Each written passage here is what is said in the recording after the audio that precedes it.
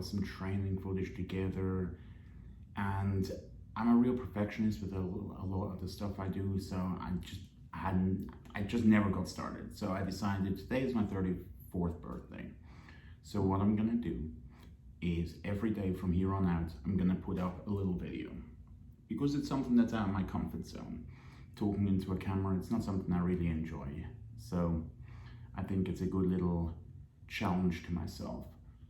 So the first video, I think I'm just gonna talk about myself. Some of you know who I am. Most of you watching this will have no idea. My name's Cornelius Parkin. So I was born in Tennessee 34 years ago to a Swiss mother, an English father, and we quickly moved over to Ireland, where I grew up. I got interested in weight training when I was about 12 years old. I remember watching all the He-Man cartoons and thinking, wow, it would be awesome to look like that. And I started off on those Chuck Norris total gyms in my bedroom. And I used to read all the Flex magazines, and in the meantime I was really into extreme sports, rollerblading primarily, you know, where you jump onto the rails and you grind down.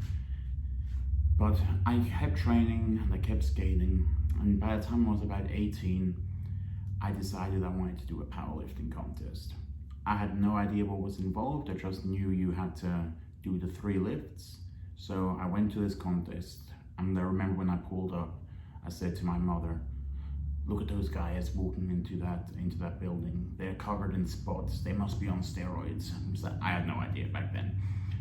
But anyway, I went in, I lifted, and I can't remember what my exact lifts were. They weren't anything enormous, but I remember I deadlifted in the 600s and squatted, I think it was mid-4s, and the bench was poor, maybe 275.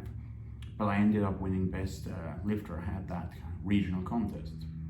And from there I went and started training with a gentleman called Jerry McNamara, who was trained directly under Louis Simmons. So it was basically like the west side of Ireland, only in Limerick City instead of Ohio. So we trained there, and after a year and a half, my strength had just skyrocketed. I was the first teenager ever to deadlift 733 pounds at 198 pounds. I broke a few different records. I won overall best teenager in the world in the GPC back in 2005, and European Championships 2006, I won the juniors. But I then decided I wanted to go to school in America. So I got like an international ambassador scholarship, and I went to Winthrop, South Carolina. And there they didn't have a powerlifting team, so I wasn't really sure what to do. So I got into bodybuilding instead. And I trained hard, and after a couple of years, when I was about 23, I was like, I think I'm gonna go and do my first show. So I got my good friend Paul Scarborough to prep me. We prepped down. It was a horrible prep. I remember being super hungry and going and binging at McDonald's and not thinking I was big enough.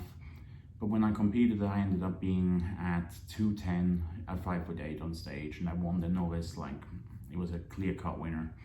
In fact, I later talked to the judges, and they said if I would have entered opens, I probably would have won the overall in open too. So kind of looking back, it's kind of ridiculous that I didn't, but live and learn. The following year, I went to the Europa in Orlando, and I won the heavyweight division there. Then, the following year, I went to Switzerland to visit my mother and went skiing. And like I said earlier, I always loved rollerblading and jumping around and just doing stunts. So I actually saw this big backcountry kicker. It was a long kicker, and there was a downslope, and I just went a little too fast at it, and as I took off, I started floating backwards like this, and I came down straight onto my back. I broke 5 vertebrae. I remember at first, I was like, I can still get up, it's okay. I didn't go to the doctors for 10 days, because I just hated doctors in general, just because I have white coat syndrome, and in general, I just get real nervous around doctors. But after 10 days, I was like, okay, it's really not getting better. So I went, had an MRI done. They said 5 vertebrae were crushed. So I went and I had a full surgery. They put metal rods into my back. This was February 2011. They put rods into my back, and then 10 months later, they took the rods back out of my back. And then I went back to America, and I moved in again with my college roommate, whose name is Rob Pelenik. He owns Brutal Iron Gym in Rock Hill. And even though he and I haven't spoke for years, I've noticed that he makes a video pretty much every day like this. It seems like a great idea to get out of your comfort zone. So even if you only get like 10 views, hey, at least you're doing something you're not used to.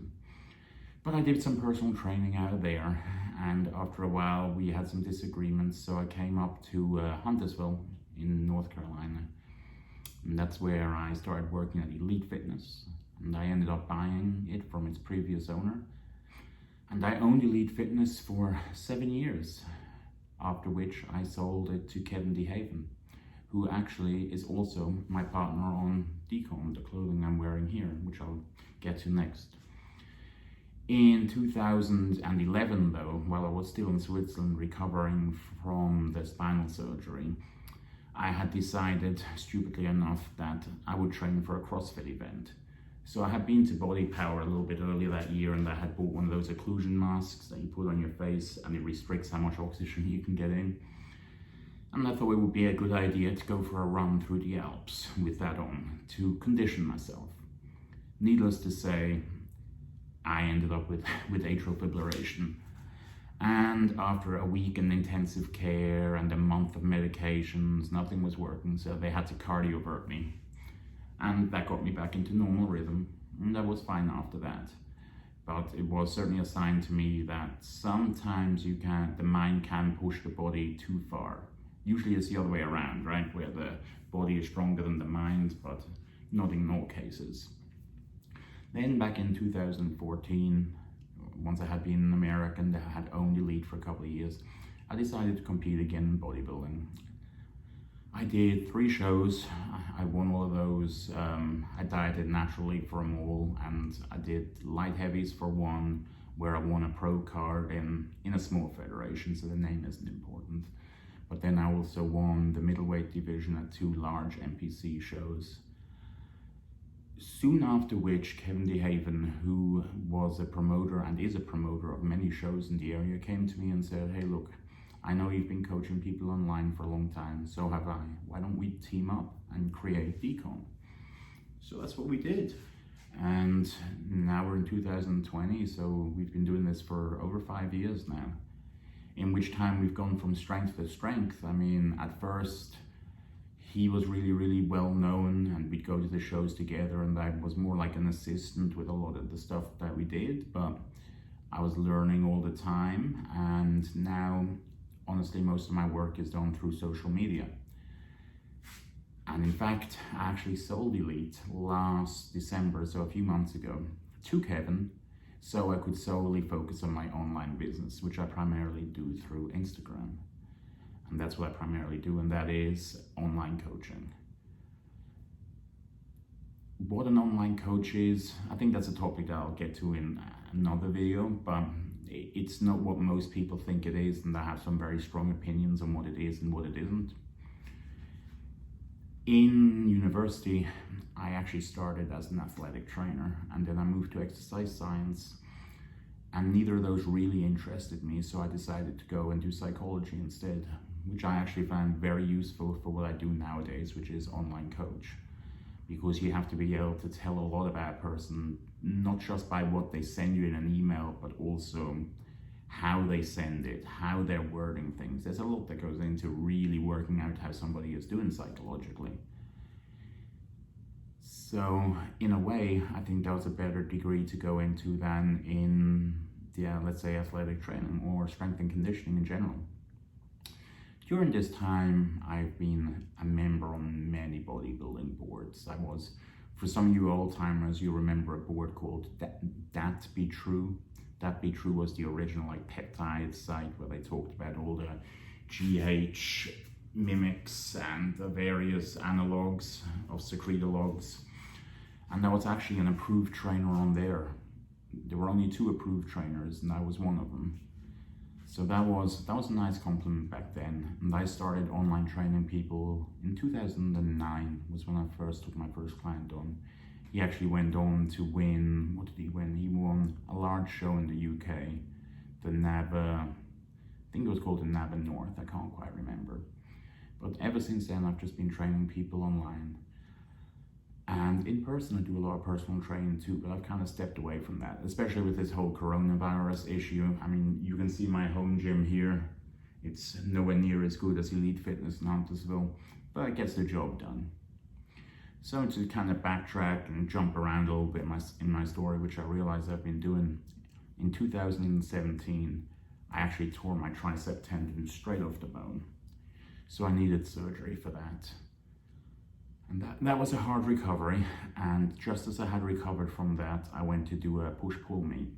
Just something to get some confidence back, because I hadn't lifted heavy. I was like, I wanted to prove to myself I wasn't past it still. And I told myself, look, just do a real light 315 opener on the bench, and then go and win on the deadlift. But I did 315, and it felt literally like a feather, so I thought to myself, yeah, I'll just go to 335. So I brought the 335 down, and if you follow me on Instagram, CDECON is my username, you can see the video. I brought it down, and my pec tore off the bone.